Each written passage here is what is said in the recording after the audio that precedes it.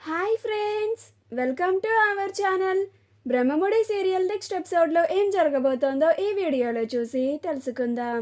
కావ్య దూరం అవుతుందని బాధపడుతున్న రాజ్ అసలేం జరిగింది అని తెలుసుకోవడానికి ఈ వీడియోని స్కిప్ చేయకుండా ఎండ్ వరకు చూసేయండి. రాజ్ కావ్యని పిలిచి కావ్యతో ఇలా మాట్లాడుతూ ఉంటాడు. అప్పుడు కావ్య ఏమీ మాట్లాడకుండా మౌనంగా రాజ్ మాటలు వింటూ ఉంటుంది. అలా రాజ్ తన బాధనంతా కావ్య ముందు చెప్పుకుంటూ ఉంటాడు. మనకిష్టమైన వాళ్ళు దూరం అవుతూ ఉంటే ఇంత బాధగా ఉంటుందని నాకు తెలియదండి, లేకపోతే పరిస్థితిని ఇంత దూరం రానిచ్చేవాడినే కాదు అని అంటాడు. అప్పుడు కావ్య రాజ్ మాటలకి కన్నీళ్లు పెట్టుకుంటుంది. కానీ రాజ్కి కనిపించకుండా ఒక సైడ్కి తిరిగి తన కన్నీళ్ళని తుడుచుకుంటూ అలానే మౌనంగా ఉంటుంది. అప్పుడు రాజ్, ఏంటి కళావతి గారు, నేను ఇంత బాధగా నా బాధని మీతో చెప్పుకుంటూ ఉంటే మీరేమీ మాట్లాడారేంటి అని అంటాడు. అప్పుడు కావ్య, ఇప్పుడు మీరు ఇంతలాగా బాధపడడానికి కారణం ఏంటి రామ్ గారు? మీరు అంతలాగా ఇష్టపడిన మనిషి ఎవరున్నారు? మీరు చక్కగా మీ మరదలు యామినినే కదా పెళ్లి చేసుకుంటున్నారు అని అంటుంది. అప్పుడు రాజ్, మీరు ఈ టైంలో కూడా జోకులు వేయకండి కళావతి గారు, నేను అంతలాగా ఇష్టపడిన మనిషి ఎవరో మీకు తెలియదా అని అంటాడు. అప్పుడు కావ్య, ఏమో నాకు తెలియదండి అని అంటుంది.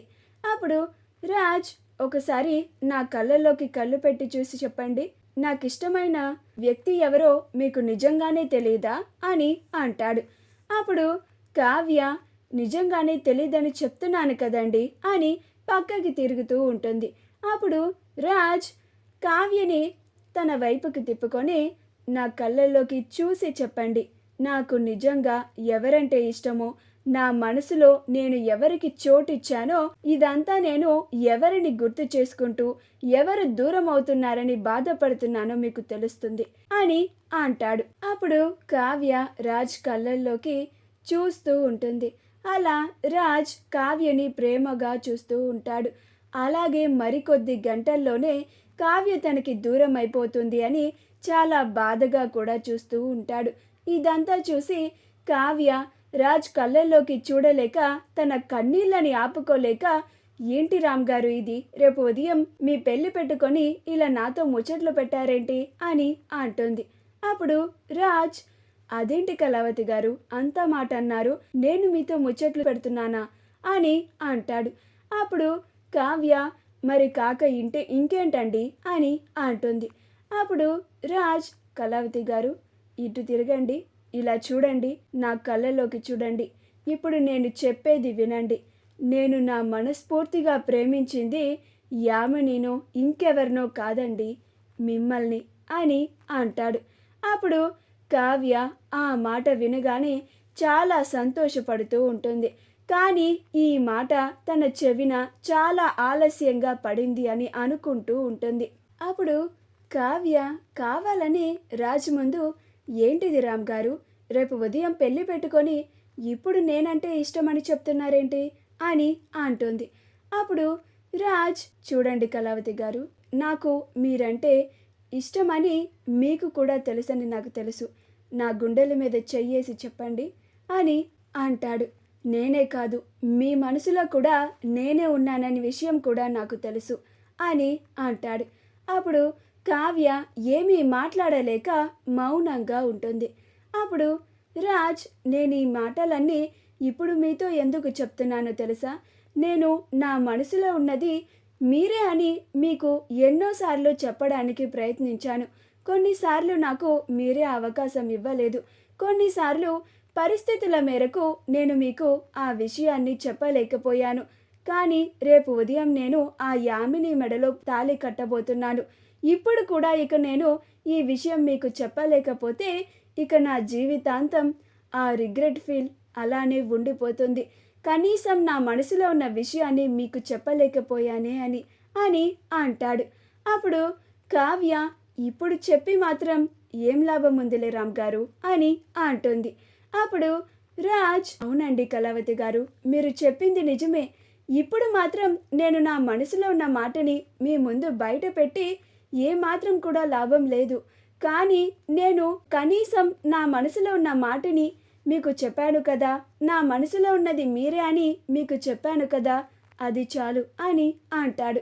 అప్పుడు కావ్య, నన్ను దూరం చేసుకుంటున్నందుకు మీరు ఇంతలాగా బాధపడుతున్నారు కదా, మరి ఆ యామినిని పెళ్లి చేసుకోకుండా ఆ యామినిని ఎదిరించి నాకు ఈ పెళ్లి ఇష్టం లేదు అని చెప్పొచ్చు కదా అని అంటుంది.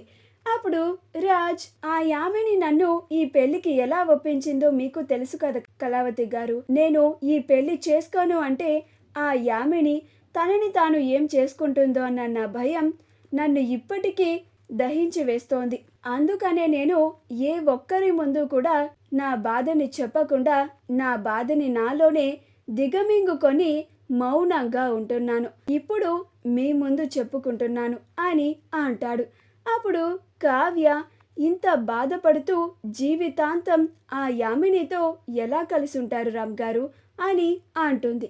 అప్పుడు రాజ్, తప్పదు కళావతి గారు, ఇక నేను యామినిని పెళ్లి చేసుకున్నాక నాకు ఇష్టం లేకపోయినా కానీ ఆ యామినితోనే కలిసి ఉండాలిగా అని అంటాడు. కళావతి గారు, నా మనసుకి ఒకటి అనిపిస్తుంది, అది బయటికి చెప్పమంటారా అని అంటాడు. అప్పుడు కావ్య, ఏంటది చెప్పండి రామ్ గారు అని అంటుంది. అప్పుడు రాజ్, మనమిద్దరం నేను కోమాలో నుంచి బయటికి వచ్చినప్పుడు కాకుండా అంతకు ముందే కలిసి మనమిద్దరం ఇలాగా ప్రేమించుకొని మన ఇద్దరికి ఆ దేవుడు బ్రహ్మముడి వేసేసి ఉంటే ఇప్పుడు మన ఇద్దరం ఇలాగా దూరం అయ్యే వాళ్ళం కాదు కదండి, జీవితాంతం మన ఇద్దరం కలిసే ఉండేవాళ్ళం కదా అని అంటాడు. అప్పుడు కావ్య, నిజంగానే మనం ముందే కలిసామండి, మన ఇద్దరికి ఆ దేవుడు నిజంగానే బ్రహ్మముడి వేశాడు కూడా. నేను ఆ నమ్మకంతోనే రేపు మీ పెళ్లి జరగదు అని అనుకుంటున్నాను అని అనుకుంటూ ఉంటుంది. కానీ ఈ నిజం మీకు మీ ఆరోగ్యాన్ని దృష్టిలో పెట్టుకొని చెప్పలేకపోతున్నాను, లేకపోతే నేను ఈ పెళ్లిని ఆపడానికి నాకు ఒక్క నిమిషం పట్టదు అని అనుకుంటూ ఉంటుంది. అప్పుడు రాజ్, ఏంటి కళావతి గారు, మీరేమీ మాట్లాడడం లేదు, నేనేమన్నా తప్పుగా అన్నానా అని అంటాడు. అప్పుడు కావ్య, ఆ దేవుడు ఎవరిని ఎప్పుడు కలపాలో అప్పుడు ఖచ్చితంగా కలుపుతాడు రామ్ గారు, మీరేమీ కంగారు పడకండి అని అంటుంది. అప్పుడు రాజ్, బహుశా మన ఇద్దరికి రాసిపెట్టి లేదనుకుంటా, కొంతమంది అంటూ ఉంటారు కదా, రాసిపెట్టి ఉంటే ఖచ్చితంగా జరుగుతుందని అని బాధపడుతూ ఉంటాడు. మా వీడియో కనుక మీకు నచ్చినట్లయితే లైక్ చేయండి, షేర్ చేయండి, మా ఛానల్ని సబ్స్క్రైబ్ చేసుకోండి, పక్కనే ఉన్న బెల్ ఐకాన్ని క్లిక్ చేయడం మాత్రం మర్చిపోకండి.